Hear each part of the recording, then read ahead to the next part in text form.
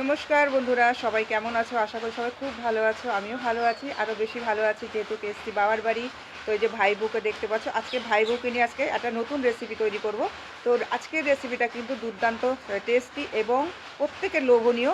তো আজকের যে রেসিপিটা বানাবো, তোমরা কিন্তু মেলাঘাটে বা বাইরে বেরোলে কিন্তু এই রেসিপিটা প্রত্যেকেই এতটাই লোভনীয়, খেতে খুব ভালোবাসো। তো আজকের রেসিপিটা বানাবো ঘুগনি। তো ঘুগনিটা তোমরা মেলায় বলো বা যেখানে বেরোই, একটু ঘুগনি দেখলেই বিকেলবেলা আমাদের মন চায় যে একটু ঘুগনি খাওয়ার জন্য। আজকে যে ঘুগনিটা বানাবো, এই ঘুগনিটা একদম সম্পূর্ণ মেলায় যে দোকানে যেইভাবে বানায় সেইভাবে কিন্তু আজকে ঘুগনিটা বানাবো। তো আজকে আমার ঘুগনিটা ভাই বউ খেতে চেয়েছে, তো সেই কারণে আজকে ঘুগনিটা বানাবো আর তোমাদের সাথে শেয়ার করব। যদি ভিডিওটা ভালো লাগে অবশ্যই লাইক কমেন্ট শেয়ার করতে ভুলো না। আর যারা ফেসবুক থেকে দেখছো তারা পেজটিকে ফলো করে আমার পাশে থাকবে, যারা ইউটিউব থেকে দেখছো তারা সাবস্ক্রাইব করে আমার পাশে থাকবে। তো চলো রেসিপিটা কী করে বানাই সেটাই আজকে তোমাদের সাথে শেয়ার করবো। তো এখানে কিন্তু ঘুগনিটা বানাবার জন্য এখানে আমি মটর নিয়ে নিয়েছি 250 গ্রাম। মটরটাকে ভালো করে ধুয়ে নিয়েছি, এবার জল দিয়ে দেবো মটরটার মধ্যে। আর যেহেতু আমি ঘুগনিটাকে সন্ধ্যেবেলা বানাবো, সকালবেলা কিন্তু আমি ভিজিয়ে রাখছি, তা না হলে কিন্তু মটরটা ফুলবে না। আর তোমরা যদি সকালবেলা ঘুগনিটা বানাতে চাও অবশ্যই কিন্তু রাত্রেবেলা করে মটরটাকে ভিজিয়ে দেবে, তাহলে কিন্তু মটরটা খুব সুন্দরভাবে ভিজে যাবে।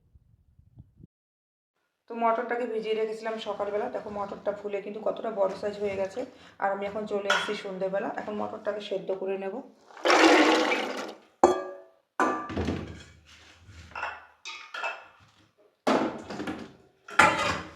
ওই একই সাথে দিয়ে দেবো আলুগুলোকে।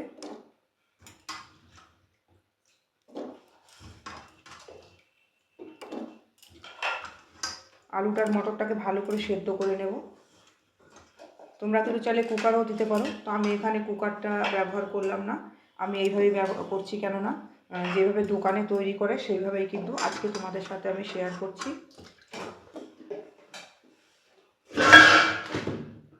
মটরগুলোকে এবার ঢাকা দিয়ে দেবো। তো মটরটার মধ্যে দিয়ে দেবো কিছুটা নুন।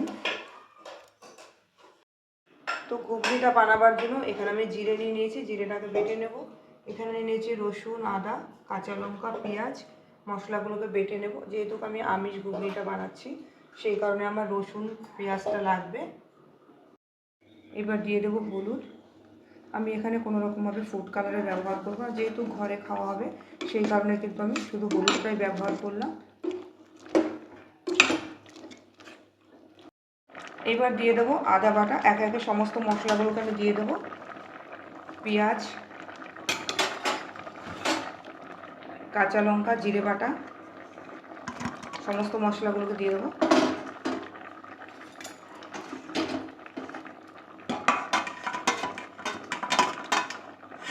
দিয়ে এবার ঢাকা দিয়ে দেবো। এবার দিয়ে দেবো একটু কাশ্মীরি লঙ্কার গুঁড়ো। এবার দিয়ে দেবো মিট মশলা,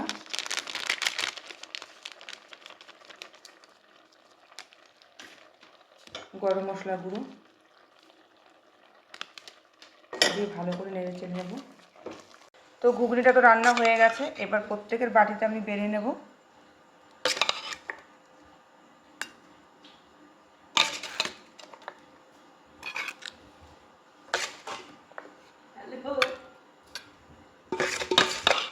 ঘুগনি ঘরের মধ্যে বসানি, এখানে তুমি দেখবা বলে ক্যামেরার সামনে বসিয়েছি দিদিকে। তো ঘুগনিটা বাড়া হয়ে গেল, দিয়ে দেবো শসা কুচি, আমি একটা ভিডিও বানিয়ে মুখে কিছু বলবো না, পরে ভয়েসটা দিয়ে দেবো। পেঁয়াজ কুচি,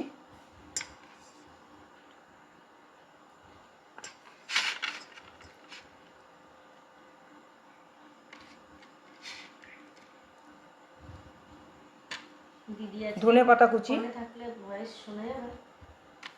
দিদি আজকে রান্না করেছে তেল ছাড়া ঘুগনি। আমি 27 বছরের জীবনে ফার্স্ট টাইম খাবো। সেন্টটা কাঁচা লঙ্কা কুচি, খুব সুন্দর লাগছে, কিন্তু টেস্ট অবশ্য এখনো করিনি।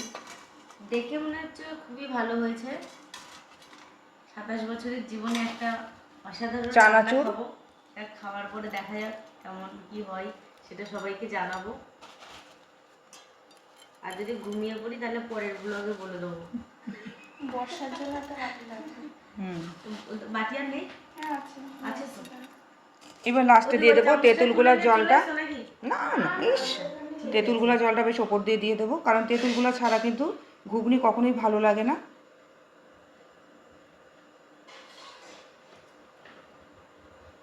মানে দোকানের প্রসেসে রান্না করেছি, আমাদের বাড়িতে তেল দিয়ে রান্না হয়। আচ্ছা, তো বন্ধুরা, আজকে বানালাম ঘুগনি। ঘুগনি বানানোটা শেয়ার করলাম সম্পূর্ণ তেল ছাড়া। আজকের ঘুগনি রেসিপিটা তোমাদের কাছে কেমন লাগলো তোমাদের অবশ্যই কিন্তু কমেন্টের আশায় থাকবো, তোমরা কমেন্ট করে জানাবে। তো যদি ভালো লাগে অবশ্যই একটা লাইক কমেন্ট শেয়ার করতে কিন্তু ভুলো না। তো আজকে এখানেই শেষ করলাম। সবাই ভালো থাকবে, সুস্থ থাকবে। আর তোমার মূল্যবান সময়টা আমার ভিডিও দেখার জন্য, নষ্ট করার জন্য, তার জন্য অসংখ্য ধন্যবাদ।